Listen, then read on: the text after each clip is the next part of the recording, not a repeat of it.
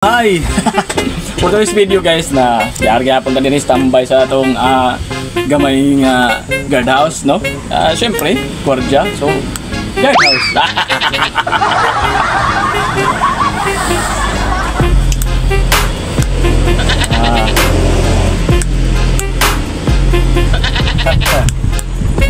Ang trick pa na itong patuyo kung timuro mag-alimo kaya init kay guys. So, sa mga tiguan karon natong riha, no, mga katigulangan guys,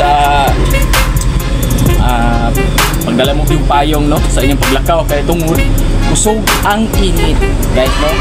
So ang atong mga katigulangan wala na kayo buhok, ha, para na ako tama yung buhok, naglok ng buhok guys. So magdala mo payong guys kay basig muliki ng inyong mga bagulba. Ayaw naman.